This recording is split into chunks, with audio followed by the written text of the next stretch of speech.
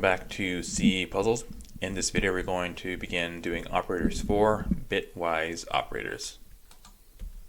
For those of you that are just joining, welcome. We are doing C puzzles out of the C puzzle book by Feuer. Feel free to pause the video now and try to solve operators 4.1 on your own before we jump into the explanation. Right, here is our new snippet of code. We see that we have a new parameterized macro, which I will explain in the following video. And once again, we have our main function here. I went ahead and included the return type int, such that to calm the compiler when trying to compile this code. In the main function, we have three integer variables, x, y, and z. We then initialize these to be 3, 2, and 0, respectively. And last but not least, we go ahead and invoke the print macro, passing in the expression right here. A little side note here on this new parameterized macro. Once again, we have the identifier named print, passing in one argument int, and then being a replacement for the printf standard IO call. And here we have a new token. We have the hashtag or pound sign followed by the argument, the string we're going to print out in these yellow quotes. And last but not least, the replacement list, which is the argument we're passing in. This pound sign / hashtag is known as the stringization, known in the C lexicon, which will convert a macro's argument into a string literal, which will enclose it in double quotes. This is executed during the pre-processing stage. So when we, find this print macro, we'll do a search and replace, and this stringization will also occur at the same time. Example here, say we have x plus 5 passing in as the int argument. Then we do hashtag or pound int, which will essentially convert that x plus 5 into a string literal. X plus 5 we see in quotes here, double quotes. Now say for example x has a value of 1.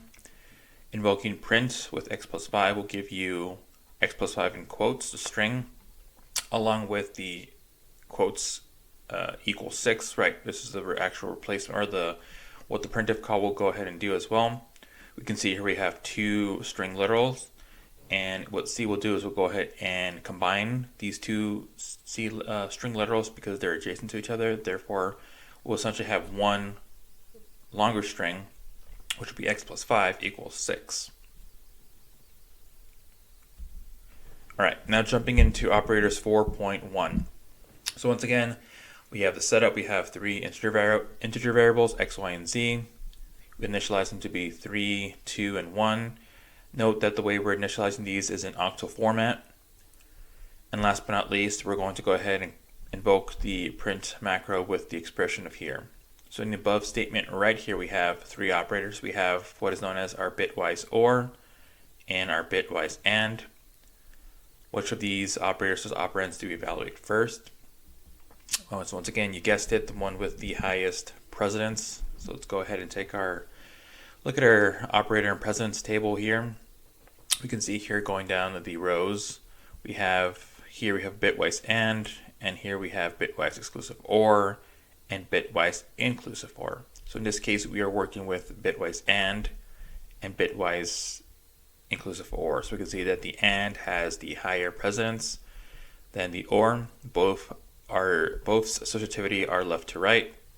So going back to our exercise here, what we'll be doing here is we'll be evaluating this y ampersand z. So we're gonna bitwise y and z, put that in quotes, and then this would be the right hand argument to the OR, with x being the left hand. So we're gonna have x ORed with the result of y bit ANDing with z, or bitwise ANDing with z. When it comes to these bitwise operators, they kind of work similar to the logical, which we discussed in previous videos, except that there is no short circuiting. What this means is the result of whatever it is here has to be actually evaluated here. There is no shortcut in terms of, if this is false versus true, because what we're doing is we're going to actually bitwise or bit or whatever the operation is, bit by bit, rather than the expression just being either true or false. To make things a little bit simpler, even though integers are normally 32 bits, I will go ahead and examine the first 8 bits, since 3, 2, and 1 are sufficient enough to even see just the first 8 bits of the integer value. What I can show here is, for example, if I pull up a calculator, you can see this clearly. Open up the programming session here. If you go ahead and go to octal and click 2, for example, one of their values here, looking at the bits, we can see that only the first even 4 bits are being used. The remaining bits of this 32-bit value are all zeros. So therefore, rather than showing you the whole excessive of zeros, I'm only going to show the first 8 bits of this value to keep things simple.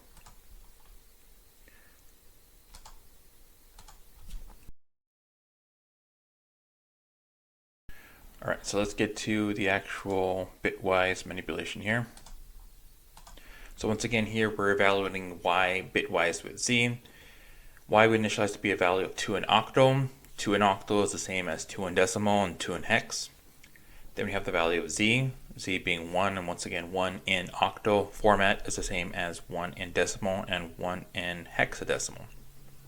The way I've laid it out here, I have the lowest significant bit as B0 on the right handmost column, and B7 the most significant bit on the left handmost column. So once again we have y would be 2, so we have 2 represented in our binary form here, and we have z, which is 1, represented in the binary form here.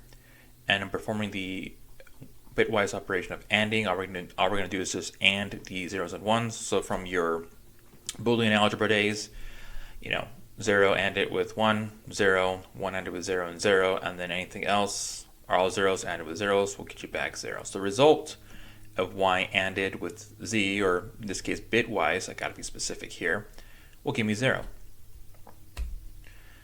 Now passing in that bitwise of y and z as being the left-hand argument, and x being the, or this being the left hand, x being the, this being the right hand, x being the left hand. I'm getting my left and right confused here. Once again, we can now replace x as being value of 3, and 3 once again in octal is 3 in decimal and 3 in hex. The binary equivalent here would be 1, 1 in the bit 0 and bit 1 location, and performing the bitwise OR. 0 ORed with 1, we get 1. 0 ORed with 1, we get 1, and then the remaining zeros ORed with zeros, we get 0. So we can see here that the result of now ORing x with the result of y and z, or bitwise and z, gives me a value of 3. So now going back to our macro invocation, passing in x bitwise or y bitwise and z, we'll essentially do a printf call here, now replacing this whole expression into a string literal. Again, calling in the %d print specifier for a decimal format, and then once again we saw from the previous slide the result of this operation would be 3. Therefore 3 would be printed out to the screen, and we can see here that we should see something of the form of x dash y ampersand z equals 3. So let's go ahead and look at the code and see if that is true.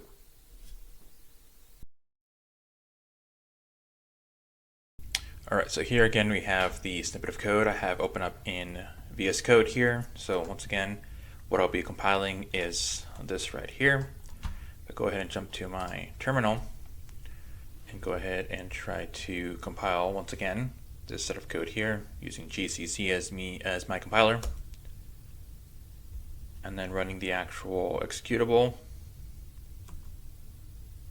We can see that we get x bitwise or y bitwise and z is equal to 3 as expected. Alright, thank you all for watching, and once again, if you want to watch the previous video, go ahead and click on the bottom left corner. If you want to subscribe for more C puzzle programming content, click on the bottom right hand corner to subscribe. I'll catch you on the next video.